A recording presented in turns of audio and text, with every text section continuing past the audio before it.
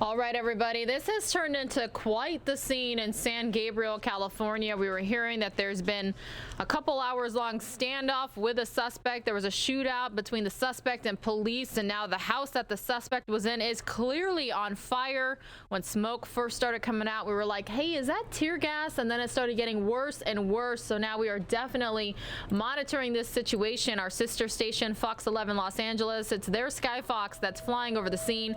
The Interstate 10 in the area has been shut down both east and westbound directions, which is not good news for drivers in the area. If you're just joining us, though, wondering how did this all start, what's going on? They are reporting San Gabriel police on the scene of a barricaded suspect and standoff. This is happening on Saxon Avenue and Brighton Street. This all started actually around 12:30. At first they said 1:40. Now they're saying 12:30. Police saying the suspect is armed. They closed off the immediate area. Again, reporting that a gunfire exchange occurred between the suspect and officers, and that made this an officer-involved shooting. The public, again, asked to avoid this area. Not only do we have armored vehicles there with police involved, but now we've got fire crews there as well, trying to put this fire out. The freeway shut down from San Gabriel Boulevard to Del Mar. It's unknown when it will reopen, but drivers expect even more delays, and try to plan some detours if you can. Again, we are hearing the incident began when officers were sent to investigate a family dispute report. Shots were fired and the suspect retreated inside the home. No injuries have been reported at this time. A SWAT team from the Los Angeles Sheriff's Department is there assisting with the situation. As you can see here, smoke from an apparent fire and now even flames coming out of the home where the suspect was held up.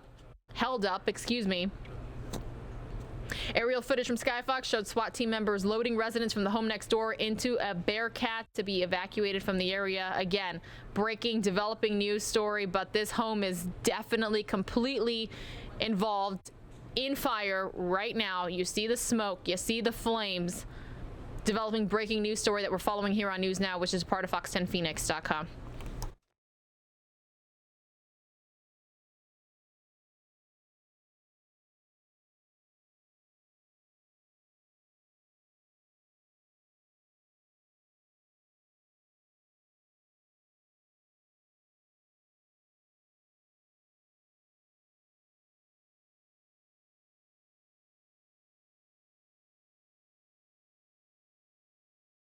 Meanwhile, a lot of you wondering, well, where is the suspect? I've been told that he moved from that house that's on fire to another house nearby, but I didn't quite see that myself. So you News Nowers out there, let me know. Did you see that? Where did he go?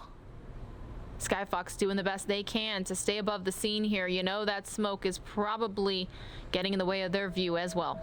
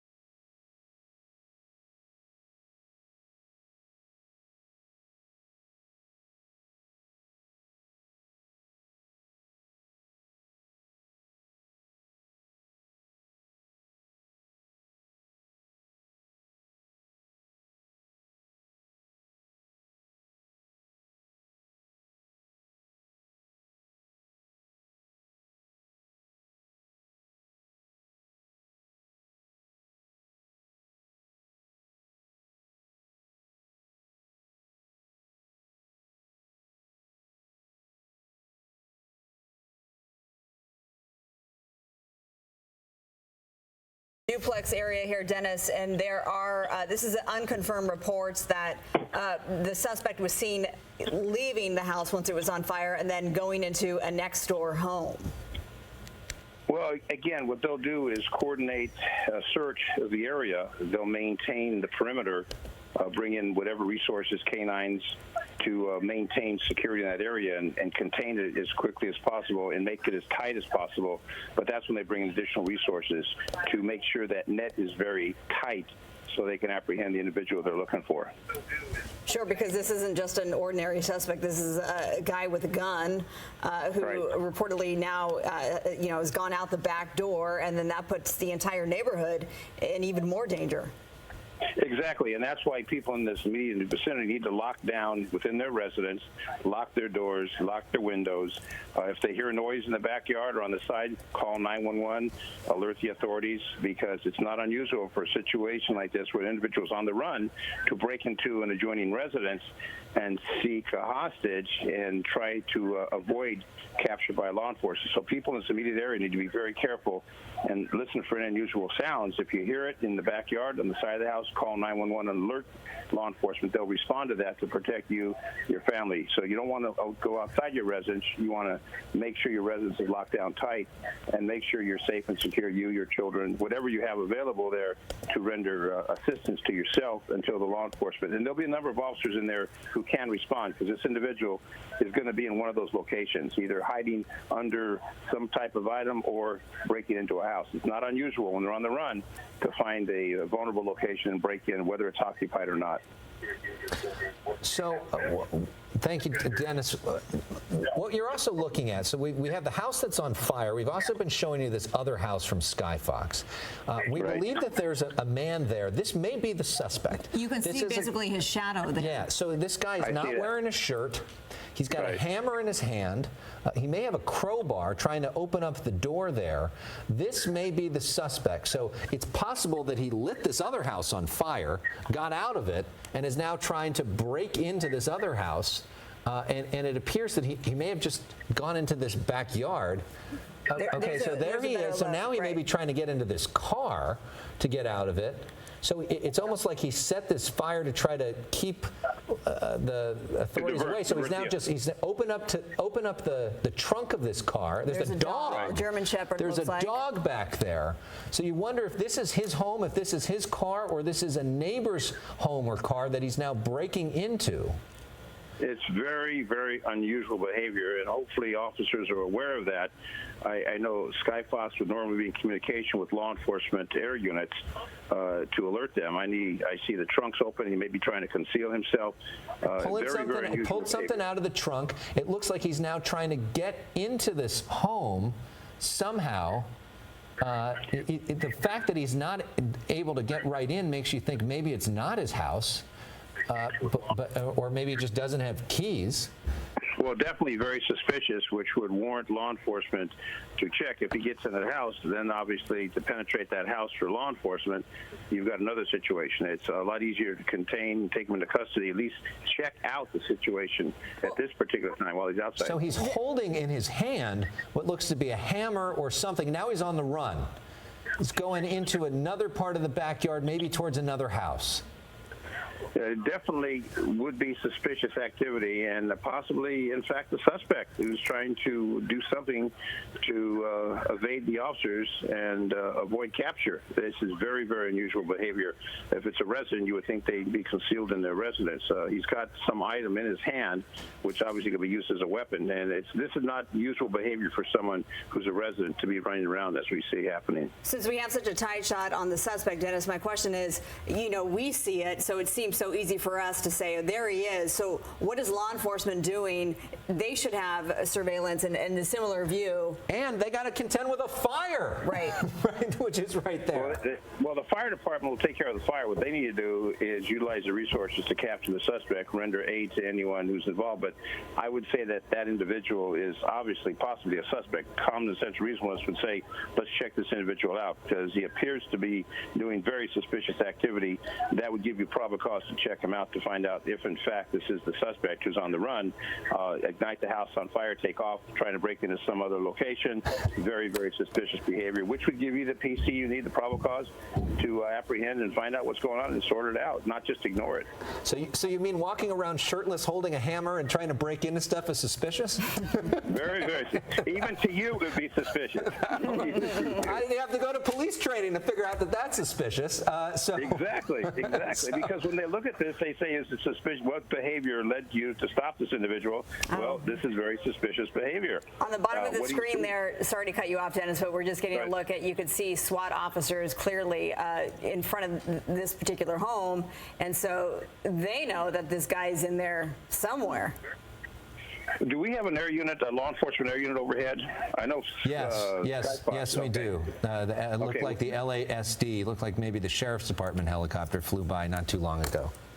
All right. Well, they would be communicating and with the ground units to determine that. Again, Skyfox would be a higher elevation, law enforcement would be lower, orbiting that particular area to identify and to apprehend and to identify, bring in the canine, bring in the ground units, bring this individual into custody. It's highly unusual. The conduct that's taken place so far is very unusual. But in this day and age, there's nothing that unusual when you think about it. Well, we've seen a lot of crazy stuff in the last couple of weeks, and this continues that. Let's get people caught up to speed if you're just joining us. This started as a domestic violence incident around noon. Cops showed up to this area. They exchanged gunfire with the suspect. At the time, the suspect was not hurt. At some point, somebody started a fire, most likely this suspect. That suspect then gets out of that house, goes into another backyard, and we get a shot of what we believe to be the suspect with a hammer in his hand, not wearing a shirt, trying to break into a house, trying to break in or opening up a trunk of a car, and then running around in the backyard. We have firefighters are now on scene. We have SWAT officers on scene dealing with and there we see what I believe is the Sheriff's Department helicopter flying by, all now dealing with this dual emergencies of this home on fire and this armed suspect who's clearly unpredictable on the loose in this backyard. Meanwhile, the 10 freeway completely shut down in both directions, creating a total traffic nightmare for the San Fernando area at rush hour at 5:23 in the evening. And the intersection here in San Gabriel, this is Saxon Avenue and Brighton Street, so it's the 10 freeway right near this. You saw emergency vehicles on the 10 freeway while this is underway right now. That smoke continues to pour out of that particular home. We did have a good shot of the suspect in the backyard. There's that SWAT team right there, right on the side street, and they're trying to apprehend the suspect who clearly is armed and dangerous. And as we pull out there, you get a sense of the 10 freeway, which is closed in both directions. San Gabriel Boulevard to Del Mar is closed, so if you have to go anywhere near this area tonight, know that it's going to be tough going. Look for alternate commutes, because based off of what's happening right now, this thing's going to be closed for hours. Regardless of how this ends, there's going to be a lot of cleaning up to do in this situation as well. But the danger in this situation is very high right now, with you have both that armed suspect and that active flames going at the same time right near the freeway on-ramp and off-ramp. And not to mention a tight-knit neighborhood, and neighbors were evacuated earlier. So Dennis, this is clearly like a teamwork situation, because as Alex just pointed out, it's SWAT, it's fire, it's the Sheriff Department is now involved. Probably CHP helping close the freeway too. Well, the CHP would be involved in the freeway closure, which obviously is going to cause havoc to everyone who's traveling on that particular freeway. So you've got that, plus they want to put out the fire as quickly as possible, and they want to apprehend the suspect. You got multiple activities taking place at one time, but each command will have their own responsibility. CHP will be under command for the freeway, blocking that down. They use Caltrans personnel in addition to CHP officers, and then law enforcement, the Sheriff's Department use their personnel, SWAT, and the fire department will do what they need to do to put out the fire, to extinguish the fire, so it doesn't spread to any other dwelling. So you've got public safety resources maxed out at this particular location. And then on top of all that, you're looking for the suspect who's created this environment of a real issue for the community that they have to deal with at this particular time. All right, Dennis, you stay with us. Speaking of the multiple agencies, we want to bring in Captain Fabian Valdez from San Gabriel Police. This is all happening in San Gabriel. Captain, can you bring us up thank you for joining us. Bring us up to date with what you know right now about everything that's happening. Okay, good afternoon. So what we have is we initially responded to a call for service here at about 12:30 in the afternoon. The call for service involved a female who called a family member who then called the police upset, stating that a family member had shown up to the home with a handgun. Police responded to the scene, and shortly thereafter, gunshots were heard and more gunshots were exchanged, and as a result we had about 15 to 20 rounds exchanged between police and the subject, and the subject stayed inside the home. We called Sheriff Swat because they're experts at this, and they are currently handling the tactical part of this operation, but as the other person indicated, this is a multi-unit, multi-jurisdiction, multi-public safety event, so we have different commands handling different things, and I'm very proud of the way everything is being handled. They're doing a really good job. Multiple agency effort here. Okay, we're seeing that this home, the flames just are getting worse here. This home that is under, that's on fire right now. This neighborhood, is the neighborhood under evacuation as well? Yes, police are currently attempting to evacuate all of the surrounding residences. Additionally, we want those residents who are not under evacuation to remain in their home should more gunfire occur. Obviously, the safety of the public is our priority, as well as trying to apprehend the subject safely and as quickly as possible. So we're looking at the house that's on fire. Is this the house where the suspect was when the gunfire started? Preliminary indications are yes. This is the house where he was held up, and the house where he started the fire is the same house where the family members live, and he has since fled that home onto into another building, possibly the garage on the same lot. So that's the first time you guys have confirmed this. So you do believe that he started the fire. How do you think that he started it? Any indication on that? No indication on that. I know family members have said that he was mentally distraught, so it would not be out of the realm of the possibility that he may have started the fire. But once the fire is contained and we have the subject in custody, the fire department will do their investigation to determine exactly how the fire was started. What about the family members who were there at the time? How were they, and have there been any injuries? Okay, they are shaken up. We are here with them at the command post, and they are providing us a lot of information about the subject's mental state, as well as a prior criminal history. So they are very valuable in helping us resolve this situation as safely as possible. What can you tell us about his prior mental state and his criminal history? Well, at this time, it's hearsay, so once we have more information confirmed, we will share that. And the relationship between the suspect and the family member who called earlier, who placed the call? My understanding was that it was either a sister or an aunt or a mother. So the female, close relation. So not a romantic relationship? No, not a romantic relationship. However, my understanding is that his fiancée is down the street, obviously concerned about her fiancé. Okay, so we know that this started about 12:30. Was this a domestic violence call? That was the initial report?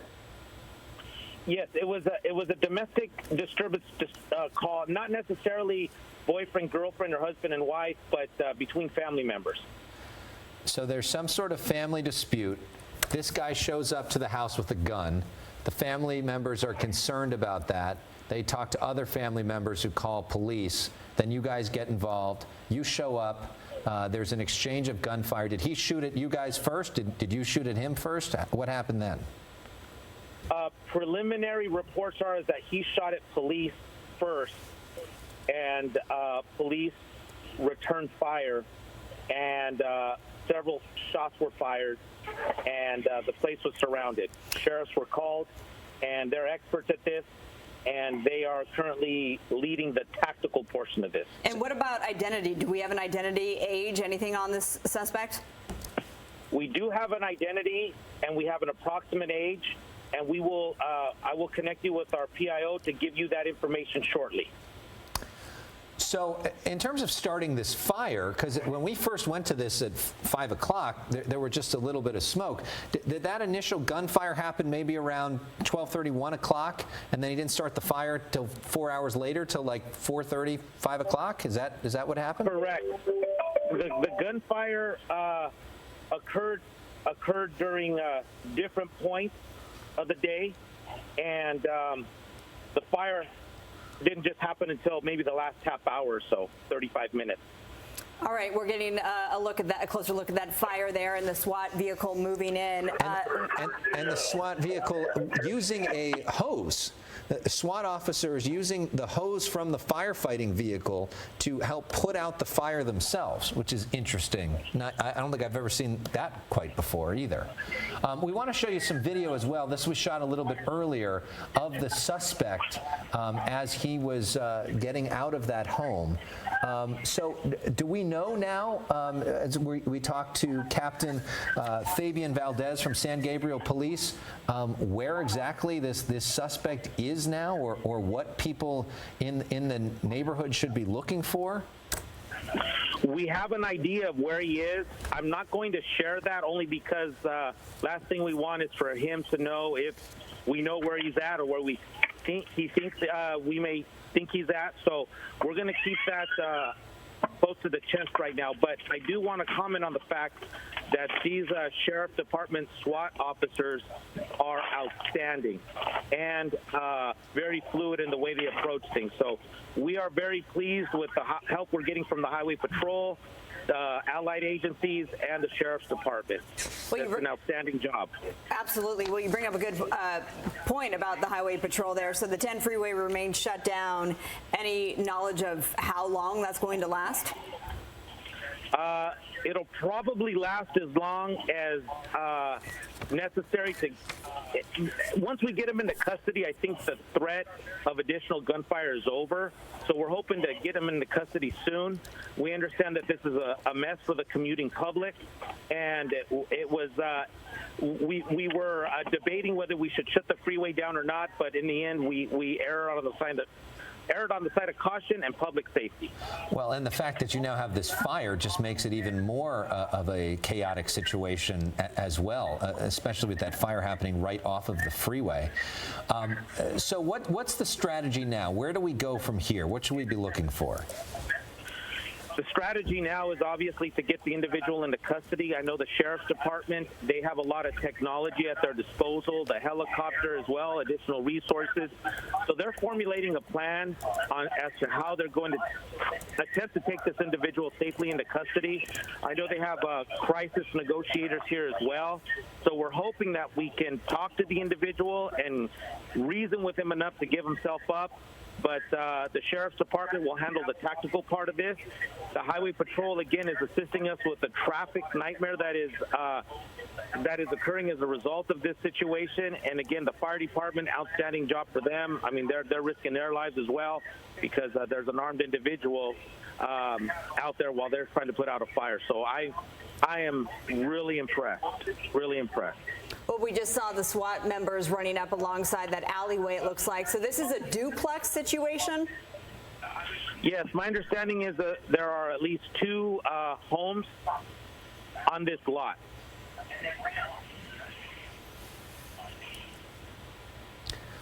I'm sorry, we couldn't hear you there for a second. Do you mind repeating that? So this is does this one family own multiple properties on this same place? So like when the suspect was going from property to property, are those multiple properties we believe owned by the same family? I don't know if they're owned by the same family, but I know that they are related, the front and the back home. There's a relation there, either through marriage or through blood, but there's some kind of relation. They know each other. So when he was going into that car and trying to get into that other home, we think that he had some sort of knowledge of all of that, and there was some sort of connection to that. Correct. And Captain Valdez, you've been with the San Gabriel Police Department, I imagine, for some years now. Have you, in your time there, in your experience, have you dealt with something like this? We've dealt with similar situations. However, this one is probably the most fluid in that we have a fire next to the freeway with shots fired and a subject that ran out. So there are a lot of things going on here at one time. However, the experts, our police officers who initially engaged the subject, who not corralled them, but contained them, did an excellent job. Highway Patrol coming out here to assist us and conferring with them and getting their input as to what would be best, as well as calling the Sheriff's Department and them bringing their specialized equipment. I mean, this is a classic situation of everything that can potentially go wrong has gone wrong, but we're handling it all in stride. A freeway during rush hour, fire, SWAT, shots fired, and we're handling it. We're doing a good job, and I'm very proud of all of the men and women that are here helping us. And as far as we know, 0 injuries at this point, considering everything you just listed. That's amazing. It is amazing. And yes, as of right now, 0 injuries. And that's the most important thing. And 15 or 20 rounds were shot and the suspect wasn't hit? No, apparently the suspect did most of the shooting. Okay. And none of your officers were hit? Thank goodness, no, they were not. Is this home like a hoarding kind of situation? I mean, it looks like there's a lot of stuff in these properties. I haven't had an opportunity to actually take a look at the home, but that would not be uncommon for individuals to hoard things on property. Maybe that's part of the reason why it's been difficult to actually initially get a good assessment of the property. SWAT, they're trained to do that scouting type of stuff, but our officers, when they responded initially, were trying to figure out exactly where the individual was. Come to find out, he was still inside the home. And one other thing, I want to thank the Pasadena Police Department for lending us their helicopter, because they were the ones who initially saw the car when we were not able to. So this is a collaborative, multi-unit or multi-jurisdiction effort here. And I have a lot of thank you letters to write after this. I mean, this is a pretty big operation for a relatively smaller police organization like San Gabriel Police, right? To be in the middle of this? Well, let me start out by saying our police officers are well trained, and I'm very proud of what they do. We don't get this every day, but I really doubt that most agencies our size do. So this is something that's big, but I'm very proud of the way our men and women handled it. I'm very pleased with the help and the support that we received from the different departments that have assisted us, and I think it just goes to show the public how well trained and professional our public safety professionals are. I just want to clarify that the house that is on fire, that everyone has been accounted for, that there's no one missing, everyone is safe. As of right now, everybody that was said to be in the house has been accounted for, except the suspect who's still outstanding. So how did the family members that were inside the house get out of the house in between the time that there's the gunfire exchange between the suspect and you guys as police? How did everybody evacuate? When we arrived on scene, shortly thereafter, the first female came out of the home and began to fill us in as to what was going on inside the home, who she called, why she was scared. And as we begin as we began to receive more information from her, we realized that there was another individual inside the home. As we're getting this information and developing a preliminary plan as to how we're going to go in and potentially rescue this other individual, the other individual ran out of the home. And as he ran out of the home, shots were fired. We don't know exactly who the suspect was shooting at, but shots were fired, and more shots were fired later, but we were able to, my understanding is we got everybody out of the home. Well, I also think it bears repeating for people who live in this neighborhood. Captain, if you could, tell them how they should be handling this situation. Right now, we're going to ask everybody that has not been evacuated to remain in their homes. We have a lot of looky-loos, but obviously that is very dangerous. While this individual is still outstanding, he has shown a propensity for violence. He has apparently shot at police. So this is a person who is not afraid to use a firearm if necessary to do whatever it is they want to do. So we're asking that everybody remain in their home. Well, we were just showing the video of him when he escaped the home earlier. In terms of a description, I mean, he was wearing a baseball hat, he was shirtless, he had shorts on and tennis shoes. And in terms of an age, can you give us a range? I know you said that you do have an identity, and we have to get in touch with your public information officer to actually get that identity put out there. But in terms of an age, he looks like a younger man. Yeah, my understanding is that he's in his maybe early 30s. Yeah. And we'll get a positive identification and age after, but maybe late 20s, early 30s is what my initial understanding is. That's certainly what he looks like. It looks like also at the top of your screen right now, that may be a robot that is coming in from the SWAT rescue. This is a specialized robot with, you see that arm. This is able to get some of these rescuers into places that they maybe don't want to send a human body and give them an opportunity. That specialized piece of equipment also has cameras all over it, which allows for sheriffs to see things that they wouldn't normally see. You see now a sheriff canine vehicle getting out of the way in order to make way for this this canine robot.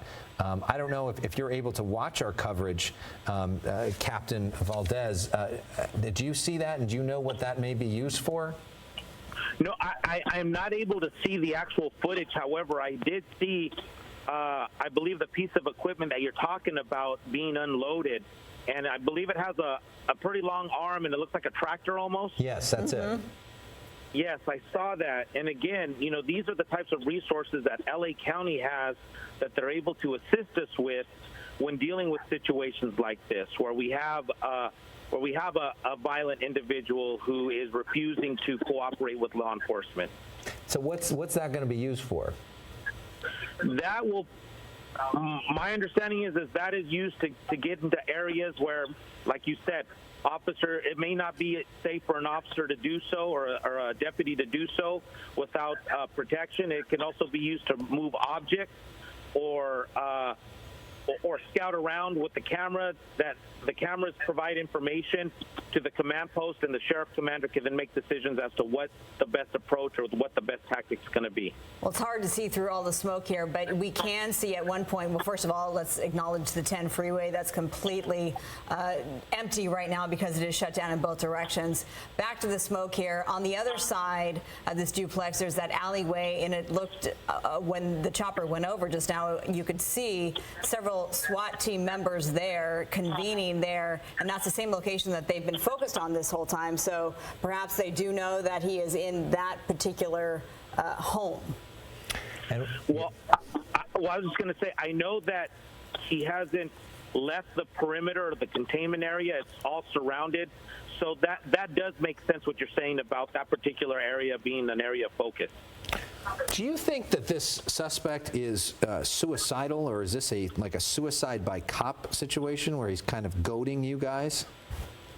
Well, he's definitely someone who doesn't really care right now about the safety of others and potentially the safety of himself as well.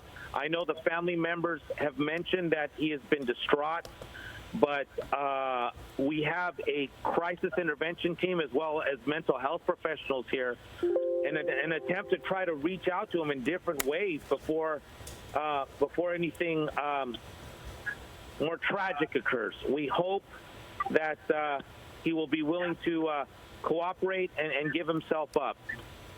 Well, I am getting fed a little bit of information from a colleague who has dealt with situations like this before, and as far as he understands, this is a manned, not a robot, but a manned armored tractor, what we were looking at a little earlier, that's used to break down or pull down doors.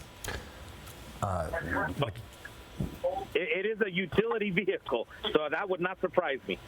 So the time now, 5:46. You're watching the Fox 11 News at 5 o'clock. This is special coverage. Alex Michelson, Marla Tejas here, along with Captain Fabian Valdez from the San Gabriel Police. San Gabriel Police were at the start of this situation that started as a domestic dispute situation, turned into gunfire exchange between a suspect and San Gabriel Police. Now has turned into a barricade situation. We believe that that suspect lit a house on fire and then went to a nearby home, which he may also be owned by his family, and is now still evading police at this point as they SWAT officers, San Gabriel Police, and firefighters now deal with both this fire and a suspect who is believed to be armed and dangerous at the same time. The 10 freeway shut down in both directions in San Gabriel Boulevard to Del Mar as this extraordinary drama plays out in front of us. Talk to us about, you mentioned or hinted at the fact that this suspect has a criminal record. Is it fair to say that this person has some experience with the criminal justice system? At this time, I'm going to refrain from actually confirming that because I want to get the media the most accurate and correct information possible. But preliminary indications are, according to one family member, that he has had experience, as you put it, with the criminal justice system before. All right, so this house is, firefighters are doing the best that they can. They're dealing with the SWAT teams that are out there. All sorts of teamwork is underway, and there we have that alleyway that seems to be the focus with several officers there. And it's a wonder of at what point they're going to take the next step and actually go inside one of these duplexes where they think that the suspect is holed up. Yeah. So it's right now, I believe that there's a combination of trying to get the fire under control as well as gather as much intelligence as possible before they actually execute a plan. Okay, it looks like the suspect may have set a fire at that other property, or embers may be carried to the other property, because that's the car. Remember, we saw the suspect get out, he opened up the trunk, tried to get into this building.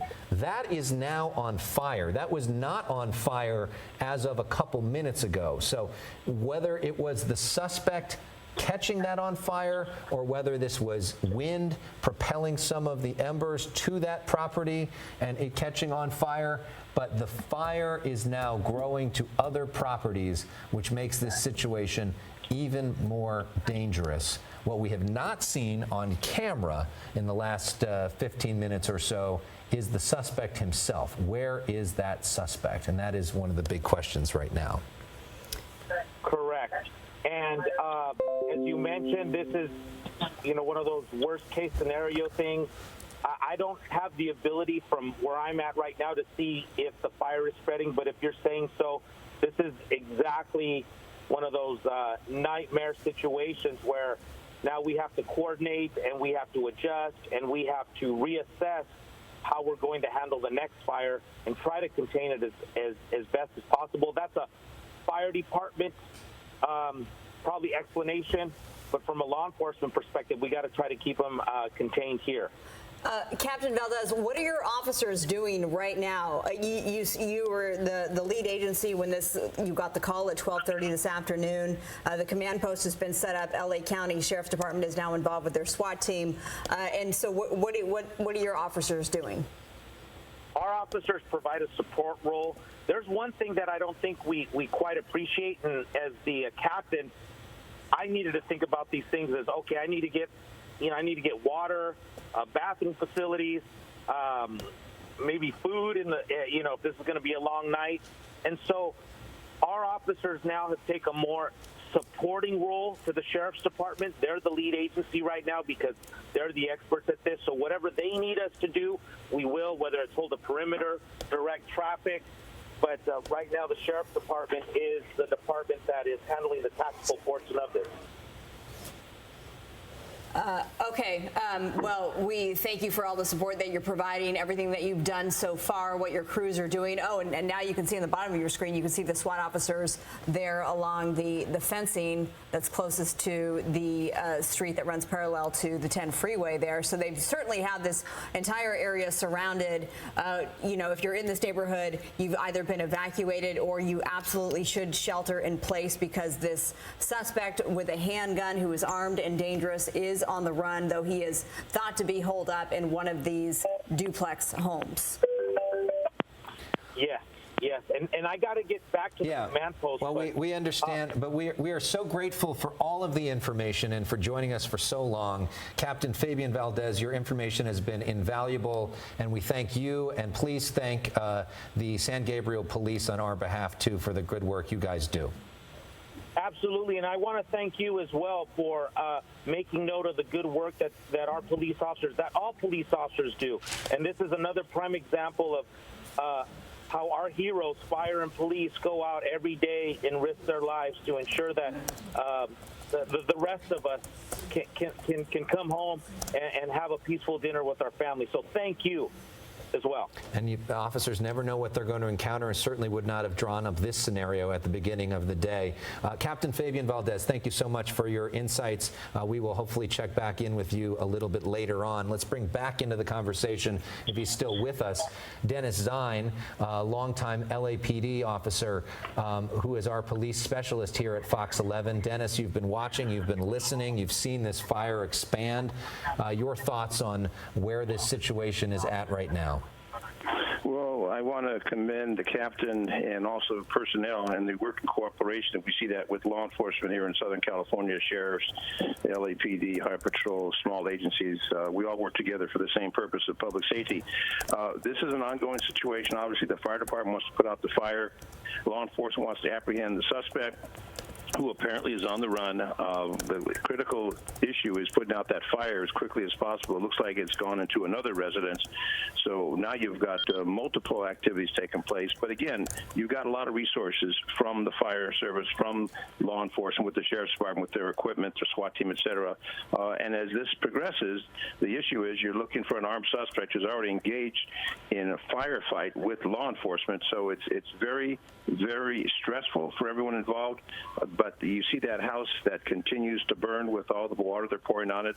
The suspect has obviously caused a lot of damage. He, I'm sure, has a criminal history. I don't know what it is. I don't know who the individual is, but by the behavior, you can tell the individual's been through the system and probably is having some real serious concerns about what he is going to do after he gets involved in the situation. So what law enforcement will do is concentrate on the suspect. Fire department will concentrate on the fire. Meanwhile, the folks on the freeway are stranded, can't move.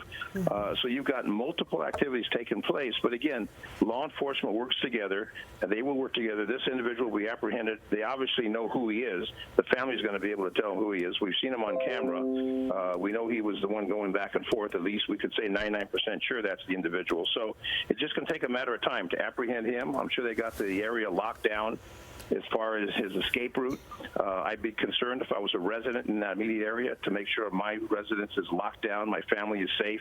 because there's no telling where he's going to go for sanctuary, and he'll go anywhere he can. If he can break into a home, get into a home to find a place of safety, to elude the police, and that's what his concern is, to elude the law enforcement agencies that are out looking for him. So again, this is an example of cooperation. I want to again commend the captain, who obviously has a lot on his plate to take care of all the resources and take care of everybody's needs, as well as bringing this to a successful conclusion. But you've got thousands and thousands of people who are impacted by this, not only the ones on the freeway, but this immediate neighborhood, what they're going through until this matter comes to what I like to always say at the end, a Code 4. We are a far cry from a Code 4 as we see the situation currently burned and the suspect currently on the run, who is armed and has already exchanged gunfire with law enforcement personnel. And it's one of those situations that seems to be getting worse and worse, because now we have not just one, but we have two fires. And as we can confirm that it was the suspect who in fact started that first fire in the home just as an escape, essentially. He made his way out of that home, and now we see that second home there in the back of this duplex burning a fire on the porch there, and we can only assume that that suspect is responsible for that fire as well. It could, I mean, unless it was some sort of embers or something, sure, it's possible. I mean, absolutely possible. So one way or the other, they now firefighters have more than one fire to deal with. Exactly, but what he'll do, the suspect, he'll cause a diversion. What he does is divert the resources, and fortunately, we got the fire department concerned with the fire, we got law enforcement concerned with the suspect, but the fires obviously have diverted the attention while he can be on the run. And I believe what we showed earlier on the screen was a suspect on the run without a shirt and having whatever he had in his hand. But again, you've got an individual who's already confronted law enforcement with fire, with not only fire, but a firefight. You've got a very dangerous situation, the person on the run. This is not a first-time offender. This is someone who's probably been to prison, and he doesn't really care, and he knows that when he gets apprehended with all he's got going on this particular time, the consequences are very severe. So what law enforcement has to do is deal with it in a professional manner, and I'm sure the captain and his personnel will do that. But the concern I have is the neighborhood, the people in that neighborhood who are all potential victims of this individual who may try to break into a home for a place of safety, and who knows how many more fires, because that fire didn't start from itself. There was an ignition source, and obviously we believe it was the suspect who's on the run that diverted that, to light that fire for a diversion so he could be on the run. But again, this area is going to be locked down, and they're going to continue the search into the night. If that's going to take that long to apprehend him, they're not going to relent on this, because this is a hot individual who's on the run with a weapon, already showing disrespect and a concern to escape, and no concern for law enforcement or anyone in that particular area, including the residents that live in that particular neighborhood. And the other thing that captain said to us is that there may be a relationship between that home that he tried to run to and the other home that he was in, meaning the family may own multiple properties or something like that. So if he was able to get in the home, he may have access to additional firearms or additional property in the home, because it's something that he's familiar with too, which could pose yet another threat. Exactly. Anything and everything's possible. In this situation, you've got a highly emotional person who's already shown his displeasure by creating the fire, by getting involved in the situation, by having the response of law enforcement, by having a gunfight with law enforcement. I mean, you've got multiple situations taking place. Again, we've got sufficient fire personnel that are concentrated on that. We've got the SWAT team. We've got their expertise, their personnel from the LA County Sheriff's Department, highly trained personnel. Those SWAT teams around this region trained together, and they're very proficient at what they do. The bottom line is they want to take the suspect into custody without using deadly force, and they'll do everything they can to bring this to a successful conclusion and let the criminal justice system take over from there.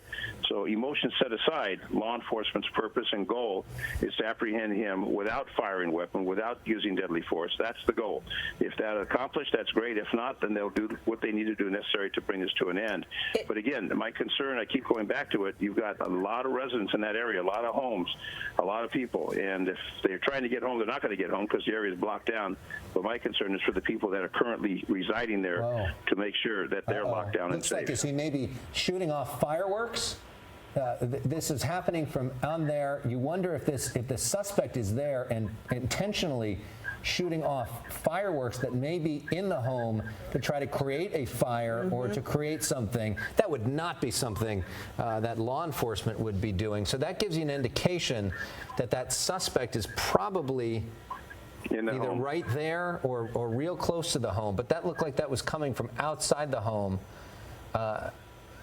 So did it come through? Did he come out that window, or was that right, or is he outside? It's hard to tell because that bush is blocking.